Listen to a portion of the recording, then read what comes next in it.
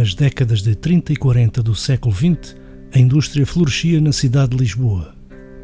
Muitas famílias do interior do país deixavam as suas casas e vinham para a capital, atraídas pelas oportunidades de trabalho.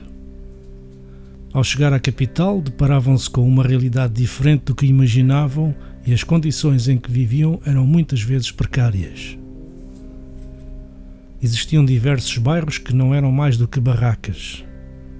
O bairro das Minhocas ou da Bélgica ficava junto à estação do Rego.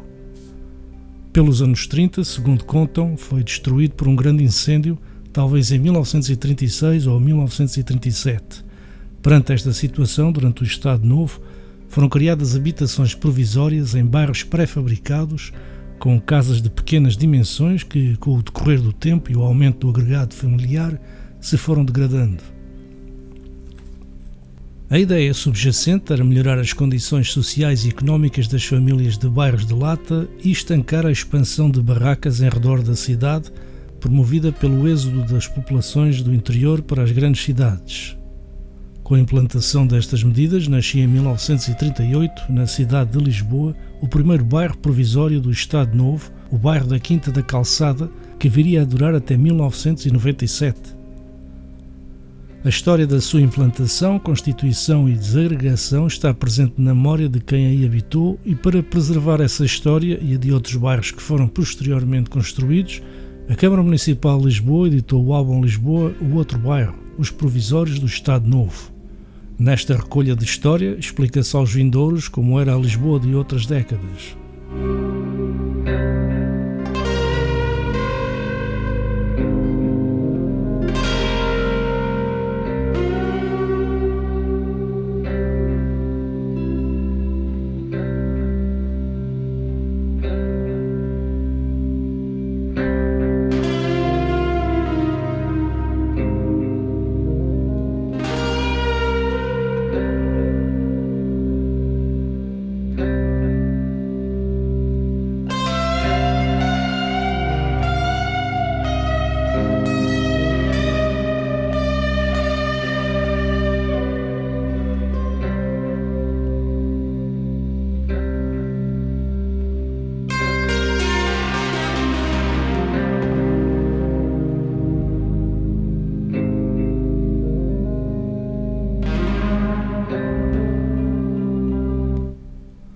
O bairro da Quinta da Calçada foi inaugurado em Telheiras, Lisboa, a 5 de fevereiro de 1941, com a presença do Presidente da República, General Óscar Carmona, o Presidente do Conselho, Dr. Oliveira Salazar, e o Ministro das Obras Públicas e Comunicações, Engenheiro Duarte Pacheco.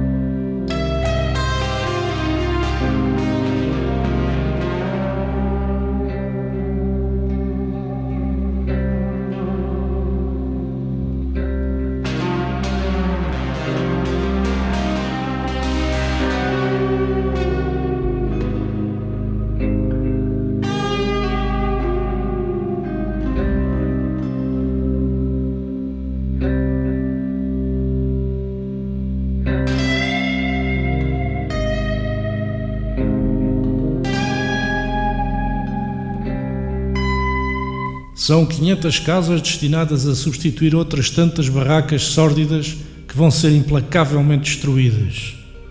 São 500 lares sem dúvida modestos, mas limpos, arejados, abrigados da intempérie, dotados das elementares comodidades que Lisboa oferece àqueles dos seus habitantes que, menos favorecidos pela fortuna, ontem não tinham habitação digna de tal nome.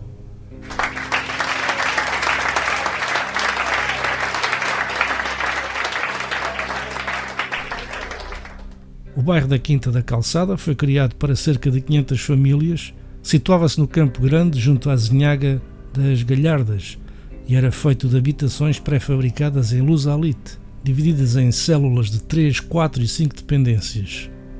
A intenção era albergar a população que ocupava os bairros das Minhocas e da Bélgica, dois bairros de lata da década de 30. Esta medida fazia parte de uma experiência de realojamento promovida pelo Estado português da altura e da Edilidade Alfacinha, com o intuito de agregar em habitações condignas famílias de zonas degradadas. As casas, que eram previamente mobiladas de forma estereotipada e com um mobiliário simples, encontravam-se distribuídas paralelamente em relação aos arruamentos. Dispunham de um pequeno terreno em frente à casa e o preço médio das rendas rondava os 30 e os 50 escudos mensais. O bairro tinha ainda infraestruturas várias que iam desde os edifícios escolares até ao lavador público, passando por escolas e uma igreja. Mas para o bom convívio entre moradores e para a preservação das instalações, existia um regulamento interno que condicionava a vida dos moradores. Mesmo assim, quem lá morou relembra a camaradagem e os laços de amizade que se estabeleciam com a vizinhança.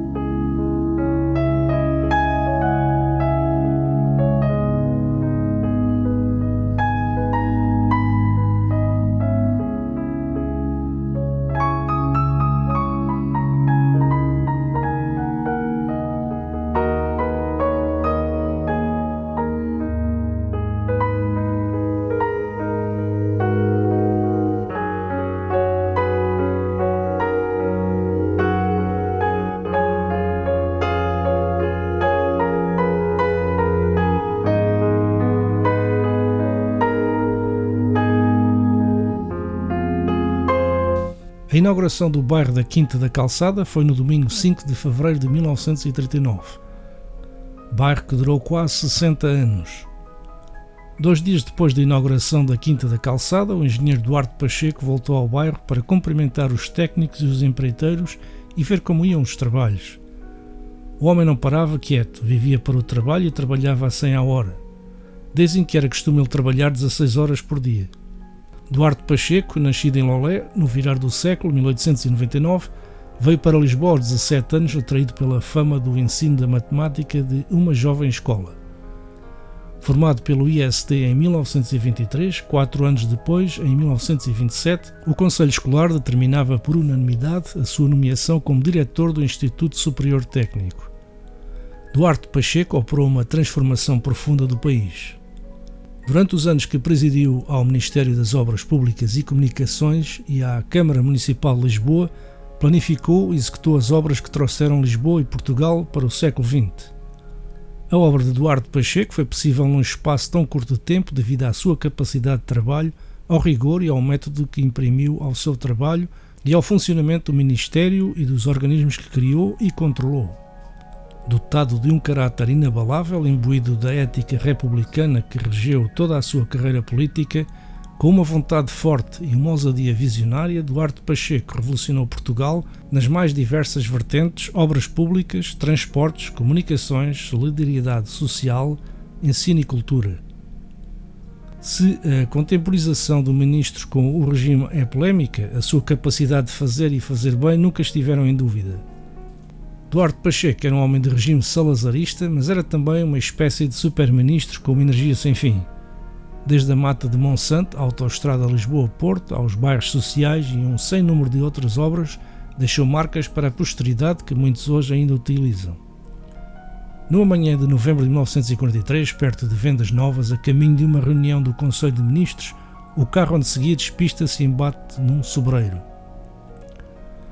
Os cintos de segurança não tinham sido ainda inventados. Não escapou e deixa este mundo aos 43 anos. Em Lisboa foram construídos 3 bairros deste tipo na década de 30. Quinta da Calçada, Furnas e Boa Vista. Utilizaram um novo sistema de construção. Placas de fibrocimento, menos dispendioso e de construção mais rápida. O objetivo era substituir em pouco tempo as barracas por fogos com um mínimo de condições. Casas construídas em placas de fibrocimento fabricadas pela empresa Lusalite, Sociedade Portuguesa de Fibrocimento SARL. Sediada na Cruz Quebrada, eram menos dispendiosos e de construção mais rápida. O outro foi o bairro das Furnas, inaugurado em 28 de maio de 1946, 280 fogos de tipologia T1 a T4, revestidos exteriormente por placas de luz Halite e interiormente por fina parede de tabique. Tal como Portugal, os restantes países da União Europeia dependem da importação de amianto. Provocando polémica em torno dos argumentos sanitários e ecológicos, a União Europeia decidiu neste contexto proibir a utilização de fibras de amianto a partir de 2004. A decisão levou a Jorge Abcacis, a figura principal da família que, através da cooperação mercantil portuguesa, detinha a propriedade da Luz Halite, a fechar a empresa. Em 2000 é efetuada a venda da marca Luz Halite à empresa Novinco, Novas Indústrias de Materiais de Construção S.A., entretanto encerrada em 2009, insolvente, e é encerrada definitivamente a Luz Halite Sociedade Portuguesa de Fibrocimento S.A.R.L.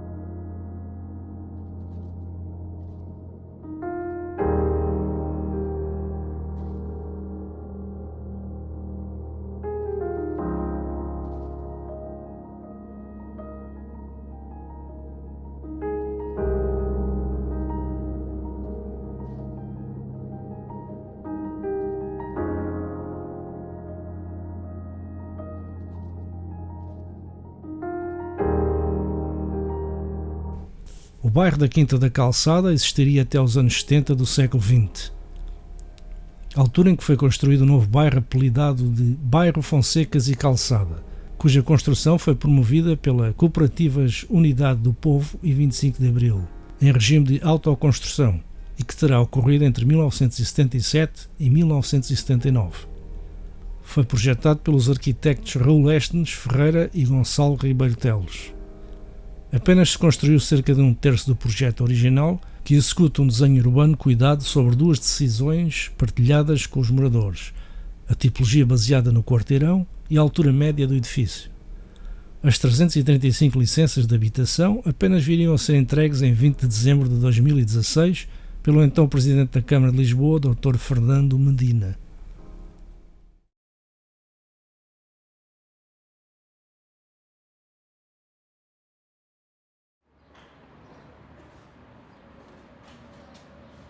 Quarenta anos depois, moradores do bairro Fonsecas e Calçada, na freguesia de Alvalade, vêem as suas habitações regularizadas.